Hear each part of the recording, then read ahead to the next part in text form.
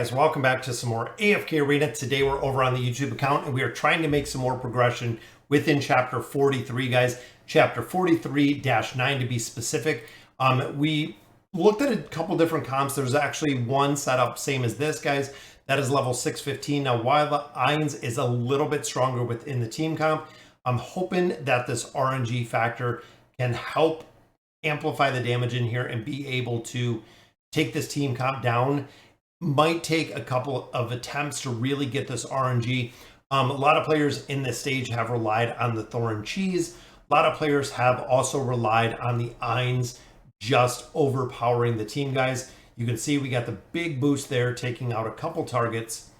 But ultimately, I think Ines has to be built up a little bit further than what I have him here. His damage actually does start dropping off quite a bit.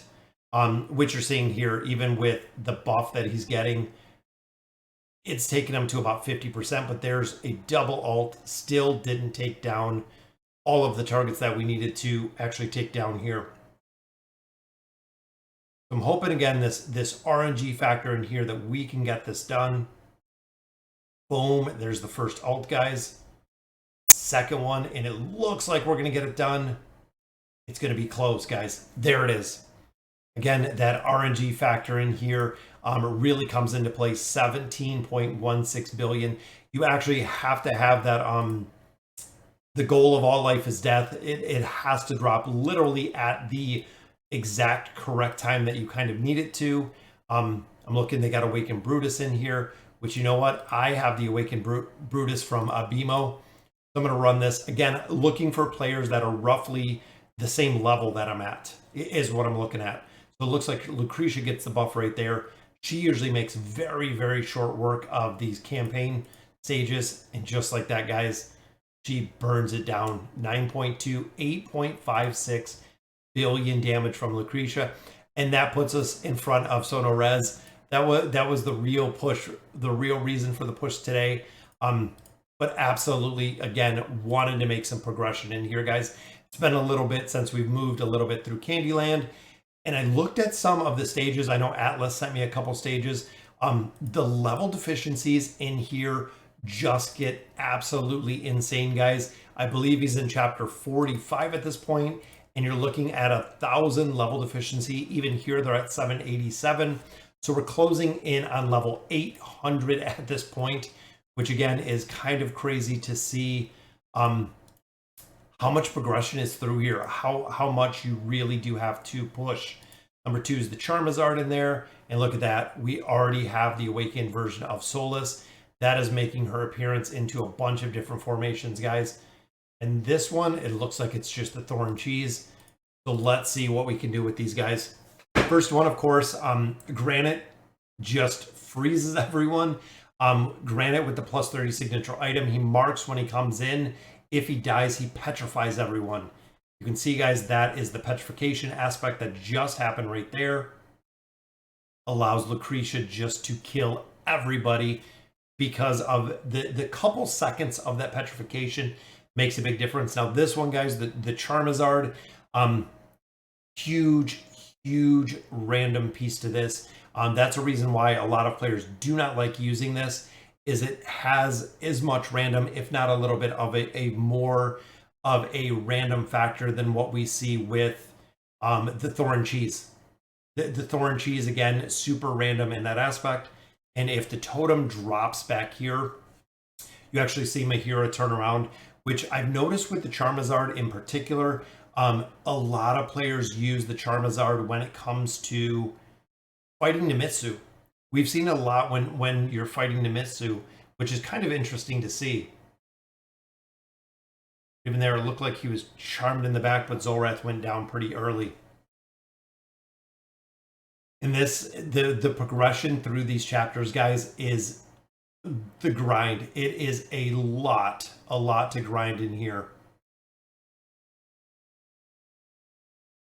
There we go. I think, almost got it. Got the Thorn Cheese going on with that Mesmerize effect. And even Khazard, guys, even where we have him built out, he is dying super fast. It literally takes one hit from Isabella And you'll see him right in the top, guys. Boom, he comes in. Isabella just smokes him the second that he walks up there.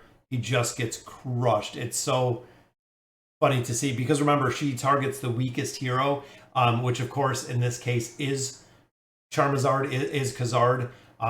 She just crushes Khazard right there, right off the bat, guys. We might be able to get this one. Zolrath really, really strong. Going to be close if we can get the stun. There we go. Got it done. And again, the Charmazard is one that is super difficult to deal with. Guys, and here is the power of the awakened version of Solus. Let's see what she can do in here. So there is the ultimate ability. She was keeping up a lot of the team, guys, even with this level deficiency. A lot of the team staying alive. Which Raku in the front, I think Raku's probably got to stay alive. I think we need Mishka to actually ult a little bit quicker in here. And I think that'll make all the difference. Because interesting formation, again, with Raku to die that fast. I feel like if we can get some more of this crowd control. And look, as she just ults for so long. But it's interesting to see a lot of players using her, guys. We're starting to see her everywhere. It's incredible to see, you know, with a brand new hero, the utilization. You know, Twisted Realm, we're seeing in Twisted Realm, we're seeing her in the Cursed Realm, seeing her in a ton of stages. We're seeing her within the Abyssal Expedition. You know, a lot of players are running her. We're seeing her within the Temporal Rift. Again, a lot of players are running her in there. It seems like she is just showing up in a ton of places. Which I know this isn't the fully maxed out trial version that we had a little bit earlier.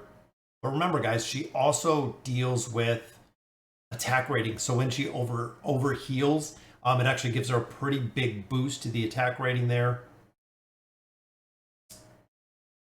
But again, it's pretty interesting to see the combination of these. I think we're keeping Damon up in this one. Teddy Bear does a lot of damage. I want to see what this looks like in here. And who is dealing all of this damage. See, this is the same one they used. Some more crowd control in here. And again, Damon. I feel like there's a point, guys, that we are going to have to build out Damon. This one, they're using Leonardo for that crowd control aspect. I think that'll keep Raku up a little bit, which it did. It provided that shielding aspect. And there's the crowd control, guys. If Raku can burn through targets like he does. This is the reason I love Leonardo. The reason why I have always endorsed him and said to build him, guys. Leonardo's such a very, very cool hero. And this one, of course, we have the crowd control and Scarlet. Guys, Scarlet is just broken when it comes to damage. If you have some crowd control out there, or if you have the Grez Ulna combination that just has the immunity, the damage just comes down so fast from this hero. And of course, Rosaline cannot ult because Oden is just burning her to the ground as well. Which brings us to our last stage, guys, which is, of course, the cheese. Look at that. Everybody's stacked just like they should be for the cheese. But it's going to take a little bit, especially having Gorvo in here, guys. Gorvo is one that has a tendency to shield. But you can see Pippa actually teleports Thorn right into this mess. Really setting him up to do the damage over on this side. Naru goes down, of course, really, really early. Same we see with Kelthar. Kelthar goes down super early within the formation. Look at that. Kelthar takes it down, guys. That is the way the Thorn Cheese works. 43-12. Let's look at the damage in here. So 14.2 billion, of course. We have Lucretia just carrying that one. Charmazard, guys, look at that. This is the reason why we built up Zolrath. A lot of players have also set it a plus 60. He does even more damage, guys. 6 billion damage in that one. Down here, again, Raku doing a lot. I need to build out Damon. Building him out really seems to be pretty beneficial.